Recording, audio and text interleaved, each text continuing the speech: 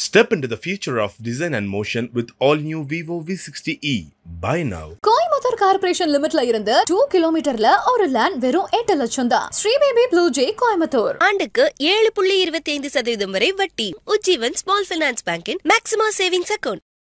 ராகுல் காந்தி அவர்களின் கேள்விகளுக்கு ஆதரவு குரல் கொடுத்த கன்னியாகுமரி எம்பி விஜய் வசந்த் காங்கிரஸ் கட்சி சார்பில் ராகுல் காந்தி அவர்கள் இந்திய தேர்தல் ஆணையத்திடம் 5 முக்கிய கேள்விகளை எழுப்பியிருக்காரு. 2024 மக்களவை தேர்தலுக்கு பிறகு 30 லட்சம் வாக்காளர்கள் எங்கே போனார்கள், எந்த அடிப்படையில் 67.3 லட்சம் பெயர்கள் நீக்கப்பட்டன, வாக்காளர் பதிவு படிவங்களில் ஏன் பெரிய முரண்பாடுகள் உள்ளன, இறுதி வாக்காளர் பட்டியல் ஏன் இயந்திரத்தால் படிக்கக்கூடியதாக இல்லை, நகல் உள்ளீடுகள் மீது தேர்தல் ஆணையம் என்ன நடவடிக்கை எடுக்கும் உள்ளிட்ட இந்த 5 முக்கிய கேள்விகளை கேட்டிருக்காரு.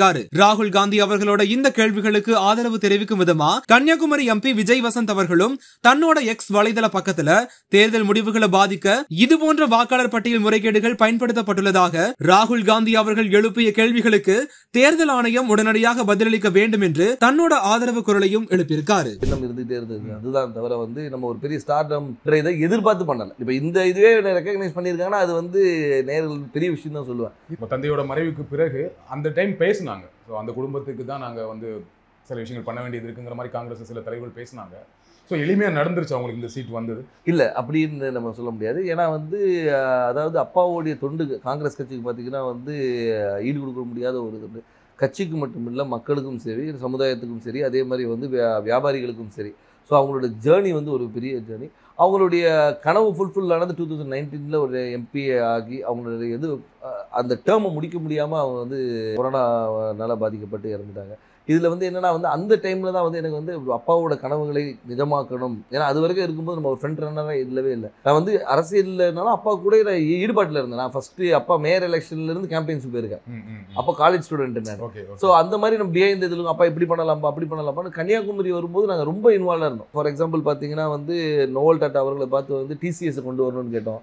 அதே மாதிரி ஒரு ஜப்பான் நிறுவனத்தோட கடல் சீட்டத்தை எப்படி பண்ணலாம்னு பேசணும். அப்பா முயற்சி எடுத்து ஏர்போர்ட்டே வர ஃபீஸிபிலிட்டி இல்லைன்னு சொல்லும்போது ஒரு எக்ஸ்பர்ட்ஸை கூட்டு அவங்கள டெல்லி கூட்டு போய் வாங்கி இஸ் ஃபீஸிபிள்னு சொல்லி ஃபர்ஸ்ட் ஃபேஸ் பண்ணி செகண்ட் ஃபேஸும் ஓகே.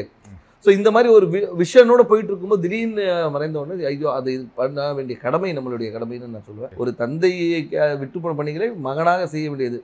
அது குடும்ப ரீதியாகவும் சரி, வசந்தன் கோவா இருந்தாலும் சரி, சமூக பணியாக இருந்தாலும் சரி இது எனக்கு செய்ய வேண்டிய கடமைன்னு தான் எடுத்து உங்களுக்கு அந்த கடமையை அதை நம்ம பண்ணணுங்கிற ஒரு ஆசையும் கடமையும் இருக்கு. பட் கட்சிக்குள்ள அதை முழுமையாக ஒத்துக்கிட்டாங்களா? கட்சிக்குள்ள முழுமையாக ஒத்துக்கிட்டாங்கன்னா நான் மறைந்த பின்பு நான் உள்ள வரல. அதுக்கு முன்னாடி ஏஐசிசி மெம்பராக இருந்திருக்கேன், ஆர்ப்பாட்டங்களில் கலந்துருக்கிறேன், நிகழ்ச்சிகளில் கலந்துருக்கேன். ஏன்னா அப்பா ஃப்ரண்ட் ஹேண்ட் இருந்தாலும் நம்ம தெரியல. நிறைய பேர் கேட்டாங்க நீங்கள் கட்சியில் என்ன இருந்தீங்க சார், நான் இதில் இருந்த பாருங்க அப்படின்னு ரெஃபரன்ஸ். ஓகே நீ இருந்திருக்கீங்களான்னு ஒரு இது அப்பா மறைவு பின்பு நம்ம தெரிஞ்ச உடனே ஒரு லைம் லைட்டில் வந்த மாதிரி. நடுவில் கார்த்தி சிதம்பரம் அவர்கள் கன்னியாகுமரி தொகுதிக்கு பிரியங்கா காந்திக்கு விருப்ப மனு கொடுத்தாரு இல்லையா? அப்ப எப்படி இருந்துச்சு அது? அப்ப எனக்கு என்ன தோணுச்சுன்னா, ஓகே கட்சிக்குள்ள அதுக்கு முன்னாடியே பேசிட்டு இருந்தாங்க, விஜய் வசந்துக்கு தான் தொகுதி கொடுக்க போறாங்க அப்படின்னு பேசிட்டு இருக்கும்போது இந்த ஒரு நிகழ்வு நடந்தது. கட்சிக்குள்ள அப்போ ஒரு சப்போர்ட் இல்லாம இருக்கும். அப்படி அதாவது அதுக்கு தான் பேர் விருப்ப மனுன்னு வச்சிருக்காங்க. அவங்க விருப்பப்படுறவங்கள இது பண்றதுதான் விருப்ப மனு வச்சிருக்காங்க. ஏன்னா அப்பா போட்டியிடும் போது ராகுல் காந்தி அங்க போட்டியிடும் சொல்லி விருப்ப மனு கொடுத்தவங்களும் இருக்காங்க. ஸோ அதனால அந்த விருப்பத்தை ஒரு அகில இந்திய தலைவர் நம்ம தொகுதியில கன்னியாகுமரி காங்கிரஸோட கோட்டையாக இருந்த ஒரு காமராஜர், குமரி அனந்தன் இவங்கெல்லாம் வெற்றி பெற்ற ஒரு டென்னிஸ் எல்லாருமே வெற்றி பெற்ற ஒரு காங்கிரஸோட இதா இருந்தனால அந்த ஒரு பலம் இருக்கிறதுனால பண்ணா நல்லா இருக்கும்ன்ற ஒரு இது. இப்ப சீட் கொடுத்தாச்சு, எந்த அளவுக்கு நம்பிக்கையா இருக்கீங்க? ரொம்ப நம்பிக்கையா இருக்கு. மக்கள் என்ன ரெஸ்பான்ஸ் சொல்றாங்க? மக்கள் ரெஸ்பான்ஸ் ரொம்ப நல்லா இருக்கு, ரொம்ப நல்லா இருக்கு. அதே மாதிரி என்னன்னா ஆதரவும், அதாவது முதற்கண் கட்சியோடைய ஸ்ட்ரென்த்தும் எங்களுடைய கூட்டணியோடைய பலமும், அதுபோல் அப்பா விட்டு சென்ற பணிகளும், அதுபோல் ராகுல் காந்தி அவர்களுடைய வருகை அது அந்த கரெக்டாக அந்த மார்ச் 1 வந்தது ஒரு பெரிய எழுச்சியை கொடுத்தது. எங்கள் தொண்டர்கள் மத்தியிலும் சரி, பொதுமக்கள் மத்தியிலும் ஓகே நம்ம ஊர் வந்திருக்காங்க, அவர் பண்ண அதாவது ஒரு தலைவராக வராமல் ஒரு தொண்டனாகவும் சராசரி மனிதனாக வந்தார். இப்போ நீங்கள் எல்லா தலைவரும் வராங்க, மீட்டிங் போடுறாங்க. அப்படி இல்லாமல் ரோட்டில் ஒரு டீ கடையில் நின்று ஒரு பையனை கூப்பிட்டு பேசி அவங்ககிட்ட ரன்னிங் இன்ட்ரெஸ்ட் இல்லைன்னா ஷூஸ் இருக்கா இல்லைன்னா ஷூஸ் வாங்கி கொடுத்து அனுப்புகிறேன். ஸோ இந்த மாதிரி ஒரு பர்சனல் கனெக்ட் திடீர்னு போய்ட்டு ஸ்கூலில் போய் தண்டனை எடுக்கிறாரு, இன்ட்ராக்ட் பண்ணுற ஸ்டூடெண்ட்ஸோட.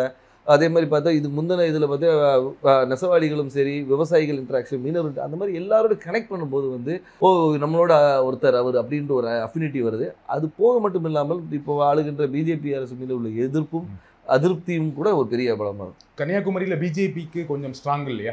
பொன்னார் அவர்கள் ரொம்ப ஸ்ட்ராங்கான கேண்டிடேட் தான் இல்லையா? அதை மறக்க முடியாது. கண்டிப்பாக அதை நம்ம மறுக்க முடியாது. நம்ம வந்து அதாவது பிஜேபி தரப்பில் திரு பொன் ராதாகிருஷ்ணன் அவர்கள் வந்து ஒரு 2 முறை எம்பியாக இருந்தவர் தான், ஒரு பெரிய வேட்பாளர். ஆனாலும் எங்களுடைய கூட்டணி, அதாவது எங்கள் திமுக சார்ந்த கூட்டணி வந்து மிக பலமான கூட்டணி சொல்லலாம். அது வந்து திமுக மட்டும் இல்லாமல் எங்களை சார்ந்து இருந்த மதிமுக, அதுக்கு ஒரு விடுதலை சிறுத்தைகள், அதுக்கு ஒரு முஸ்லீம் லீக், அதுக்கப்புறம் மனிதநேய மக்கள் கட்சி, இது எல்லாமே பார்த்திங்கன்னா வந்து எங்களுடைய ஒவ்வொரு பேஸையும் கவர் பண்ணுது.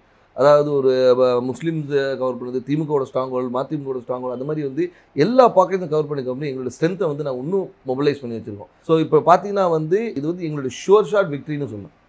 ஸோ கூட்டணியோட ரொம்ப ஸ்ட்ராங்காக இருக்குது, அந்த கூட்டணியை ஒரு பெரிய வெற்றி தேடித்தரும்னு சொல்கிறீங்க. கண்டிப்பாக. திரு வசந்தகுமார் அவர்களுக்கு கன்னியாகுமரி தொகுதி மக்கள் வாக்களித்தாங்க. ஏன் விஜய் வசந்த் அவர்களுக்கு வாக்களிக்கணும்? ஏன் உங்களுக்கு வாக்களிக்கணும்? அதான் வசந்தகுமார் அவர்களுக்கு வாக்களித்தனால விஜய் வசந்துக்கு வாக்களிக்கணும்னு நான் சொல்ல வரல. ஆனால் ஒரு காங்கிரஸ் வேட்பாளராகவும் அதே மட்டுமல்ல வசந்தகுமார் அவர்கள் வந்து இந்த மக்களுக்கும் கன்னியாகுமரி மக்களுக்கும் பல துண்டுகளை செஞ்சுருக்காங்க. அது விட்டு போன பணிகளை வந்து அவர் மகன் செய்வார் என்ற ஒரு நம்பிக்கை அவங்களுக்கு இருக்குது. அது மட்டும் இல்லாமல் வந்து நான் வந்து ஒரு வாரிசாக வந்து நேராக போயிட்டு வந்து நான் நேராக டெல்லியில் இங்கேயும் போய் வரல. அடுத்த நாளே மக்களை சந்தித்தேன், மக்களோட இருந்தேன், எல்லா நிகழ்ச்சிகளை கலந்து கொண்டு எல்லாரோட நிறை குறைகளை கேட்டுட்ருக்கோம், மக்களாக இருந்தோம். அது ஏன்னா எடுத்தவொன்னே அக்செப்ட் பண்ணிக்க மாட்டாங்க. கேட்குற கேள்விக்கு தான் சொல்கிறேன், அதை அக்செப்ட் பண்ண வைக்கிறதுக்கு நான் ஒர்க் பண்ணேன். ஸோ அதனால் வந்து அப்பாவுடைய இடத்தை வந்து மகன் வந்து நிரப்பார் என்ற நம்பிக்கையை அவங்களுக்கு கொடுத்தேன். அந்த நம்பிக்கையை வந்து எல்லார் மேலேயும் பெருசாகவே இருக்குது. அதனால் வெற்றி வாய்ப்பு ரொம்ப நல்லா இருக்குது. குமரி மாவட்டத்தில் வரீங்க, ரொம்ப படித்த மாவட்டம், ஆனால் அங்கே நிறைய பிரச்சனைகளும் இருக்குது. அதை கரெக்டாக ஐடென்டிஃபை பண்ணியிருக்கீங்களா? என்னென்ன திட்டங்கள் வச்சுருக்கீங்க? கண்டிப்பாக. அதாவது வந்து நீங்கள் கன்னியாகுமரியை பொறுத்த வரைக்கும் பார்த்தீங்கன்னா வந்து இந்த மிக்ஸ் ஆஃப் ஆல்னு சொல்லலாம்.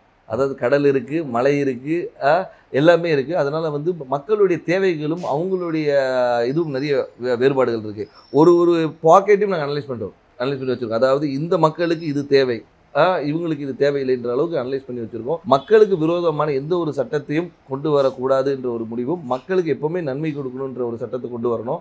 அவங்க மக்களுடைய வாழ்வாதாரத்தை உயர்த்துகிற அளவுக்கு என்ன செய்யணுமோ அந்த திட்டங்களை கொண்டு வந்து. எனக்கு தெரிஞ்ச வரையும் குமரி மாவட்டத்தில் வாழ்வாதாரம் ஓரளவுக்கு நல்ல வாழ்வாதாரம் இருக்கும், எல்லாமே படித்தவங்களாக இருப்பாங்க, வேலையில் இருப்பாங்க. ஆனால் என்னென்னா அங்கே என்ன வேலை கிடைக்குன்னா, ஒன்று படித்து முடித்தா டீச்சர், பெண்களாக இருந்தால் நர்ஸு, அப்படி இல்லைன்னா இப்போ ஒரு சமீப 10 வருடங்களாக சாஃப்ட்வேர் இன்ஜினியர் நிறைய பேர் வந்து சென்னையில் வேலை பார்க்குறாங்க, ஃபாரின் போவாங்க, கப்பல் போவாங்க, இந்த மாதிரி வேலை செய்வாங்களே தவிர மாவட்டத்துக்குள்ள வேற என்ன வேலை வாய்ப்புனா எதுவுமே பெருசாக கிடையாது. ஃபேக்ட்ரிஸ் கிடையாது, சாஃப்ட்வேர் கம்பெனிஸ் கிடையாது. அப்போ அதற்கான திட்டங்கள் என்ன? அதற்கான திட்டங்கள் நிறைய கொண்டு வர திட்டங்கள் நிறைய இருக்குது. ஏன்னு சொல்லிங்கன்னா வந்து நீங்கள் சொல்கிற ரிக்குவயர்மெண்ட்ஸ் மட்டும் பார்த்தீங்கன்னா வக்கீல்களும் நிறைய இருக்குது, டாக்டர்ஸ் நிறைய இருக்கிறாங்க. நீங்கள் சொன்ன அது நர்ஸ் டாக்டர்ஸ். அது மட்டும் இல்லாமல் வந்து லிட்ரஸி ரேட் அதிகம் இருக்கிறதுனால வந்து இவங்க பல இடங்களில் ஸ்ப்ரெட் பண்ணியிருக்கிறாங்க. ஸோ அது மாதிரி தொழிற்சாலைகளை கொண்டு வரது வந்து ஒரு சில பாக்கெட்டில் கொண்டு வரலாம். இப்போ பார்த்தீங்கன்னா நீங்கள் தொழிற்சாலைகள் வந்து ஒரு இடத்துல கூட, அதே மாதிரி கடற்புற கதை வந்து டெவலப் பண்ணுறது என்னென்ன கொண்டு வரணும். ஸோ தொழிற்சாலை கொண்டு வருது. அதனால வந்து ஒவ்வொரு ஊர் இப்போ பார்த்தீங்கன்னா ரப்பர் ஃபேக்ட்ரி இருக்காங்க, ரப்பர் ஃபேக்ட்ரியை வந்து நம்ம டெவலப் பண்ணலாம். ஸோ வந்து அது மாதிரி தொழிற்சாலை நிறைய இருக்குது. அதே மாதிரி வேலை வாய்ப்பு திட்டங்களும் நிறைய கொண்டு வரலாம். நம்ம என்னென்னா நம்ம மக்கள் என்னென்னா இங்கே இருக்கிற மக்கள் எல்லாமே பாதி பேர் வெளியே தான் இருக்கிறாங்க. இப்போ இந்த கொரோனால தான் நமக்கு தெரிஞ்சு பாதி பேர் ஊரில் இருக்கும். இவ்வளோ பேர் வந்து நம்ம ஊரை சார்ந்தவங்க இந்த தமிழ்நாடு முழுக்க இருக்காங்க தெரியும். Step into the future of design and motion with all new Vivo V60e. Buy now. Coimbatore corporation லிமிட்ல இருந்து 2 கிலோமீட்டர்ல ஒரு லேண்ட் வெறும் 8 லட்சம் தான். ஸ்ரீபேபி ப்ளூ ஜே கோயம்புத்தூர். ஆண்டுக்கு 7.25% வரை வட்டி. உஜ்ஜீவன் ஸ்மால் ஃபைனான்ஸ் பேங்கின் மேக்ஸிமா சேவிங்ஸ் அக்கவுண்ட்.